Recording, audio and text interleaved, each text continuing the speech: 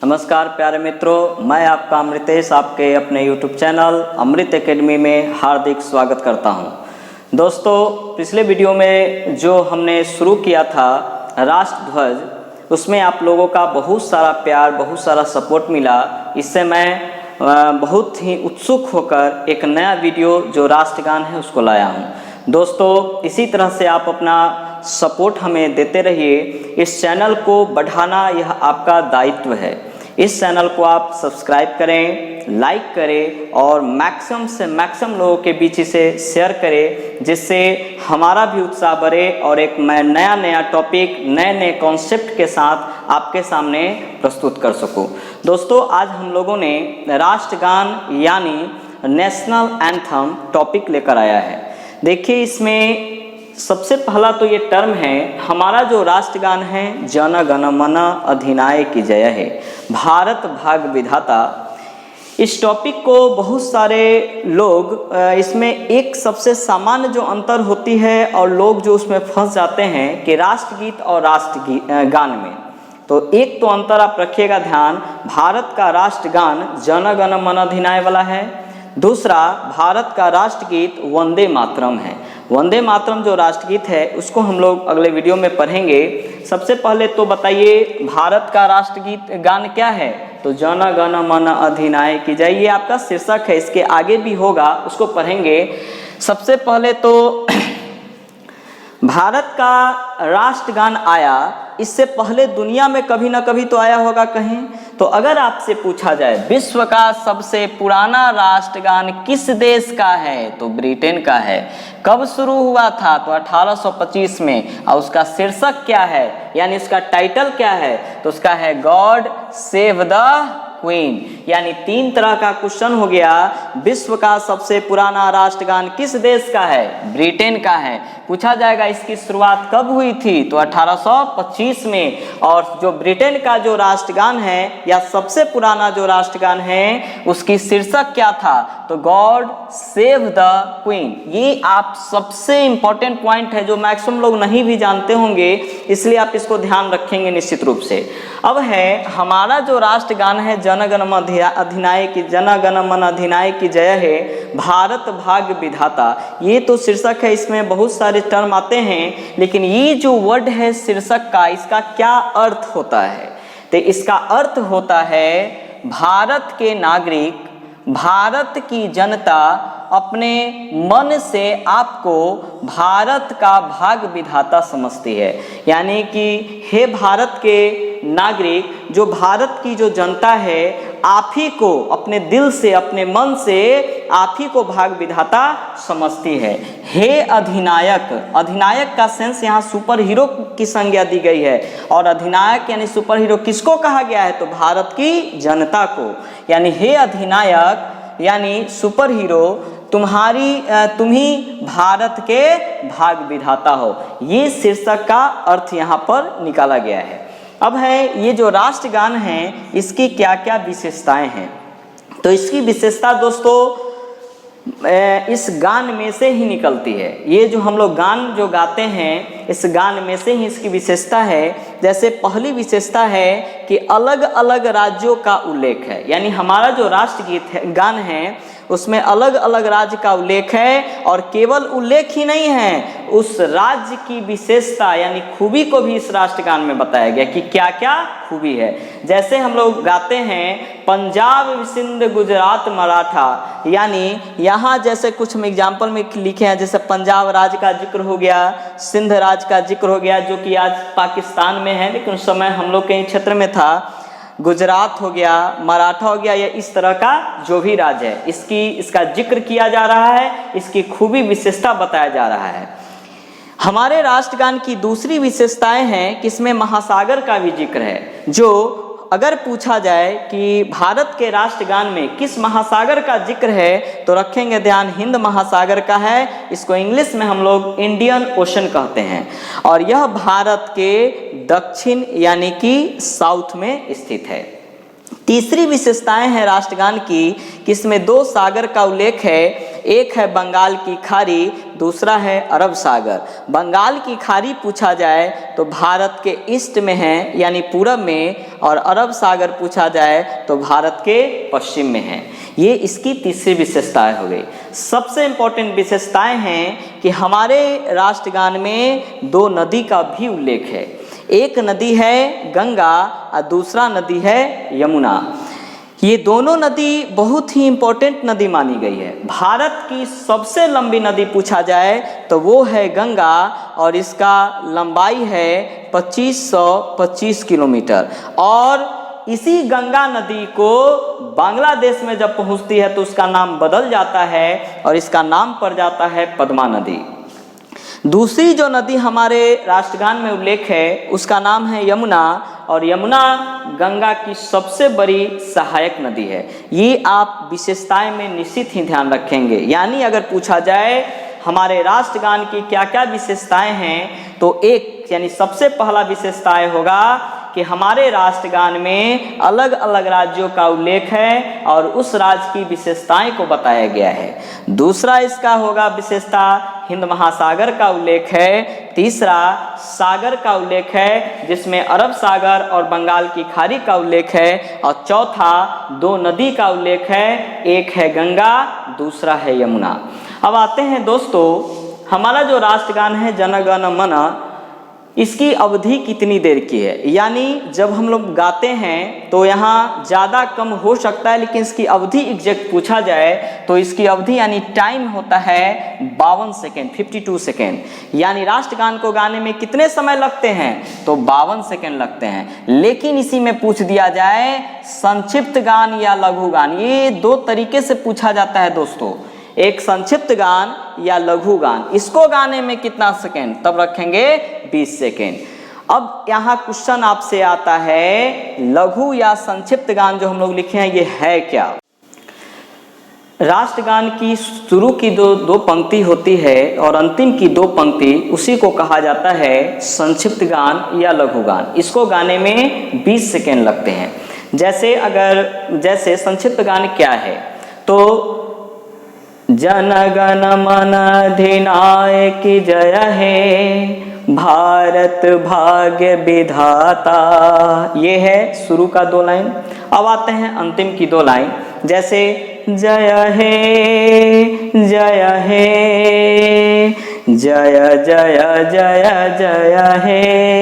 यही जो हुआ शुरू की दो पंक्ति और अंतिम की दो पंक्ति, यही कहा जाता है संक्षिप्त गान। इसको आप निश्चित रखेंगे ध्यान। यानी यहाँ दो क्वेश्चन हो गए, राष्ट्रगान को गाने में कितने समय लगते हैं तो याद रखेंगे 52 सेकेंड। संक्षिप्त या लघु गान को गाने में कितना सेकेंड तो 20 सेकेंड।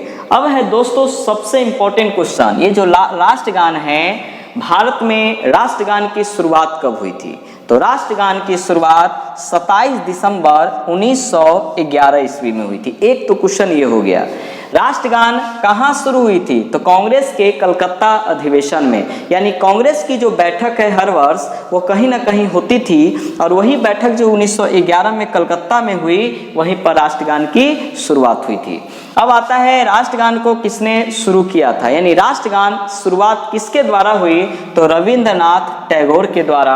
और जब राष्ट्रगान की बैठक, राष्ट्रगान की शुरू हुई थी, उस समय कांग्रेस अध्यक्ष कौन थे, उसका नाम होगा पंडित बिशु नारायण दत्त। लेकिन राष्ट्रगान का धुन किसने दिया तो कैप्टन राम सिंह ठाकुर ने। यानी यहाँ 3-4 तरह का क्वेश्चन है। राष्ट्रगान की शुरुआत कब हुई तो 27 दिसंबर 1911 को। राष्ट्रगान कहाँ गाया गया था पहली बार तो हुआ था कलकत्ता अधिवेशन में। राष्ट्रगान की शुरुआत किसने किया तो रविंद्रनाथ टैगोर ने। और राष्ट्रगान किसकी अध्यक्षता में गाया गया, तब आंसर रखेंगे ध्यान, पंडित बिशु नारायण दत्त। अगला है राष्ट्रगान का धुन किसने तैयार किया था तो कैप्टन राम सिंह ठाकुर ने। इसको आप लोग दोस्तों ध्यान रखेंगे। लेकिन इसी राष्ट्रगान में पूछा जाए कि राष्ट्रगान को पहली बार प्रकाशित कब किया गया था, यानी पहली बार राष्ट्रगान का प्रकाशन कब हुआ तो राष्ट्रगान का पहली बार प्रकाशन 1912 ईस्वी में हुआ था। और एक पत्रिका थी जिसका नाम है तत्वबोधिनी, इसी पत्रिका में। यानी राष्ट्रगान पहली बार कब प्रकाशित हुआ? 1912 में। किस पत्रिका में? तो तत्वबोधिनी में। और तत्वबोधिनी के लेखक कौन है? तो रविंद्रनाथ टैगोर। और जो पहली बार जो प्रकाशित हुआ था तत्वबोधिनी में, तब राष्ट्रगान का शीर्षक क्या था? तब रखेंगे उसका नाम होगा भारत भाग्य विधाता। यानी यहां से भी 2-3 क्वेश्चन निकलेंगे। राष्ट्रगान का प्रकाशन पहली बार कब किया गया? तो 1912 ईस्वी में। राष्ट्रगान का प्रकाशन पहली बार किस पत्रिका में किया गया? तो नाम होगा तत्वबोधिनी। उसका शीर्षक क्या था? तो भारत भाग्य विधाता। और किसने इस पत्रिका को लिखा है? तो उसका नाम है रविंद्रनाथ टैगोर। अब है इस राष्ट्रगान को अंग्रेजी में कब लिखा गया? तो राष्ट्रगान का अंग्रेजी में अनुवाद 1919 ईस्वी में रविंद्रनाथ टैगोर ने किया था। और अंग्रेजी में राष्ट्रगान का शीर्षक था a morning song of India. A morning song of India. यानी यहां से भी क्वेश्चन निकल जाएंगे। राष्ट्रगान अंग्रेजी में कब अनुवादित किया गया? 1919 में। किसके द्वारा? रविंद्रनाथ टैगोर के द्वारा। और राष्ट्रगान का अंग्रेजी में टाइटल यानी शीर्षक क्या है? The A morning song of India. अब है राष्ट्रगान को हिंदी और उर्दू में भी लिखा गया है। और हिंदी उर्दू में किसने लिखा? तो आबिद अली ने। और हिंदी उर्दू में किसने अनुवाद करवाया था? तो सुभाष चंद्र बोस ने। यानी यहाँ क्वेश्चन है, राष्ट्रगान को हिंदी में किसने लिखा? आबिद अली ने। उर्दू में किसने लिखा? आबिद अली ने। किसने उर्दू में लिखवाने का प्रयास या करवाया है? तो वो होगा सुभाष चंद्र बोस ने। अब है इस लाइन को और इस डेट को भी नहीं भूलेंगे दोस्तों। हमारा जो राष्ट्रगान है वो मूलतः अनेक भाषाओं में लिखा गया है, लेकिन जो हम लोग का जो राष्ट्रगान जो अपनाया गया था संविधान सभा द्वारा, वो था मूल रूप से हिंदी संस्करण में। और कब अपनाया गया? तो 24 जनवरी 1950 ईस्वी को। यानी पूछा जाए हम लोग का यानी भारत का राष्ट्रगान कब से है? तो 24 जनवरी 1950 में। क्वेश्चन पूछा जाएगा, राष्ट्रगान जो अपनाया गया है संविधान सभा द्वारा वो किस संस्करण में, किस भाषा वाला है? तब रखेंगे ध्यान, वो है हिंदी संस्करण में। क्यों यहाँ पूछा जाता है? क्योंकि जब रविन्द्रनाथ टैगोर जी लिखे थे राष्ट्रगान को तो वो था बंगाली में, लेकिन अपनाया गया है यहाँ पर हिंदी भाषा में। अब यहाँ रविन्द्रनाथ टैगोर जी बहुत ही इंपॉर्टेंट व्यक्ति हैं। ये जो व्यक्ति हैं इनसे रिलेटेड कुछ हम यहाँ नोट्स में लिखे हैं, इसको भी आप लोग नोट डाउन रखेंगे। जैसे राष्ट्रगान की शुरुआत रविन्द्रनाथ टैगोर ने किया, वो कहाँ पर लिखे थे? तो लिखे थे ये मदनापल्ली जो आंध्र प्रदेश में, यहीं पर लिखा गया था राष्ट्रगान को। राष्ट्रगान रविन्द्रनाथ टैगोर ने किस भाषा में लिखा? तो बंगाली भाषा में लिखा।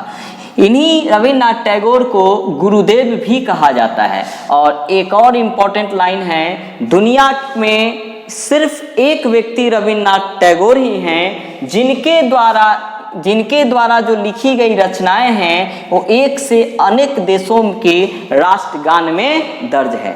यानी रविन्द्रनाथ टैगोर की जो रचना है वो एक से अधिक देशों में का राष्ट्रगान है। जैसे बांग्लादेश का राष्ट्रगान है आमार सोनार बांग्ला, और इसे राष्ट्रगान के रूप में कब स्वीकार किया गया? 1971 ईस्वी में। अब यहाँ से क्वेश्चन क्या आता है सो देखा जाए। क्वेश्चन है, दुनिया के एक ऐसे व्यक्ति का नाम बताएं जिनकी रचना एक से अधिक देशों में राष्ट्रगान के रूप में स्वीकार की गई है। तो उसका आंसर होगा रविन्द्रनाथ ठाकुर या टैगोर। पूछा जाएगा बांग्लादेश का राष्ट्रगान किसने लिखा है? तो नाम हो जाएगा रविन्द्रनाथ टैगोर। बांग्लादेश का राष्ट्रगान क्या है? तो आमार सोनार बांग्ला, और इसे कब स्वीकार किया गया था राष्ट्रगान के रूप में? तो 1971 ईस्वी में। इन्हीं रविन्द्रनाथ टैगोर को नोबेल पुरस्कार भी मिला था। और यहाँ से क्वेश्चन है, भारत में नोबेल पुरस्कार पाने वाले पहले व्यक्ति रविन्द्रनाथ टैगोर हैं। इन्हें नोबेल पुरस्कार 1913 ईस्वी में साहित्य के क्षेत्र में दिया गया। और वह किस पुस्तक के लिए? तो उनका नाम था गीतांजलि। यानी भारत में नोबेल पुरस्कार पाने वाले पहले व्यक्ति रविन्द्रनाथ टैगोर हैं। इनको नोबेल पुरस्कार कब मिला? 1913 में। किस क्षेत्र में? तो साहित्य में। और किस रचना के लिए को? तो गीतांजलि के लिए।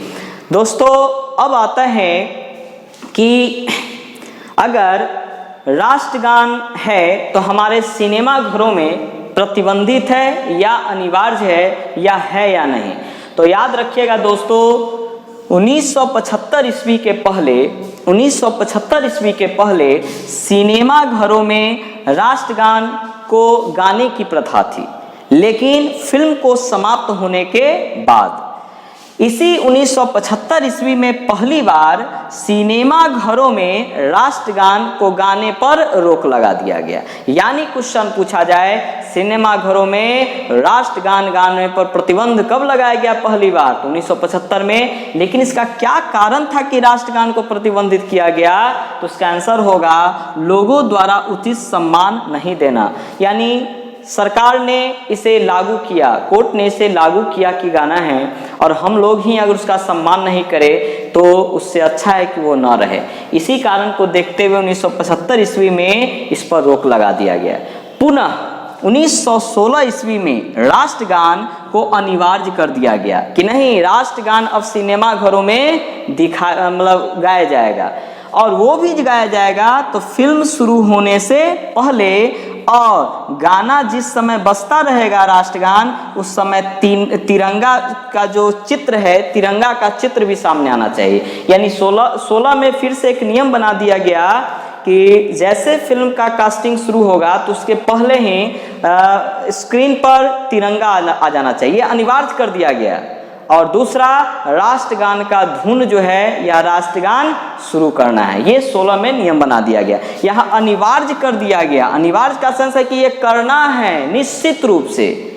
लेकिन फिर से 30 नवंबर 2017 को सुप्रीम कोर्ट के द्वारा इस अनिवार्यता को खत्म कर दिया गया। यानी यहाँ जो अनिवार्य था कि नहीं, गाना ही है और तिरंगा दिखाना ही है, ये जो है अनिवार्यता को समाप्त कर दिया गया 30 नवंबर 2017 को। अब यहाँ कारण क्या है कि 2017 में इस अनिवार्यता को खत्म किया गया है? तो अनिवार्यता को खत्म करने का मेन कारण था कई जगह भेदभाव की घटनाएं सामने आने लगी थी। यानी बहुत सारे जगह ऐसे थे कि सिनेमा घर में जैसे राष्ट्रगान शुरू होता था तो वहाँ बहुत सारे लोग खड़े हो जाते थे और अपना गाना राष्ट्रगान शुरू कर देते थे। लेकिन कुछ ऐसे भी व्यक्ति थे जो बुजुर्ग थे, विकलांग थे, अस्वस्थ रहते थे, और वो लोग बेंच पर से केवल खड़ा हो जाते थे या नहीं भी हो पाते थे। इस कारण उस पर बहुत सारे लोगों द्वारा हिंसात्मक घटनाएं घटी जाती थी कि आप लोग क्यों नहीं खड़े हो रहे हैं। इसी को देखते हुए देखा गया सरकार के द्वारा, कोर्ट के द्वारा किस तरह की जो हिंसात्मक घटनाएं हो रही हैं, तो इस अनिवार्यता को खत्म कर दिया गया कि अगर आप लोग केवल राष्ट्रगान शुरू होता है तो ये अनिवार्य नहीं है कि आप लोग खड़े ही रहे या नहीं रहे। ये केवल सिनेमा घरों की बात हो रही है दोस्तों। तो इन सभी को आप लोग ध्यान रखेंगे। अब है एक लास्ट टर्म इसमें, जैसे अगर कोई व्यक्ति राष्ट्रगान का सम्मान नहीं करता है, राष्ट्रगान का सम्मान नहीं करता है, सम्मान करना हमारा मौलिक कर्तव्य है, और अगर सम्मान नहीं करता है तो उसे prevention of insult of nation honour act 1971, ध्यान से सुनेंगे दोस्तों, prevention of insult of nation honour act 1971 का धारा 3 के तहत 3 वर्ष की जेल हो जाएगी और जुर्माना भी दिया करना है उसको। यानी इस एक्ट के तहत यह नियम बना दिया गया है कि अगर कोई व्यक्ति राष्ट्रगान का सम्मान नहीं करता है तो उसे 3 साल की जेल के साथ साथ जुर्माना भी दिया जाएगा। इसलिए दोस्तों, जुर्माना से बचना ये हमारा दायित्व नहीं है। जुर्माना होना ना होना, लेकिन हमारे देश की जो आन है, बान है, उसको बरकरार रखे। इसी के साथ हम आप लोगों को धन्यवाद करते हैं। इस चैनल को आप लोग मैक्सिमम लोगों के बीच शेयर करें।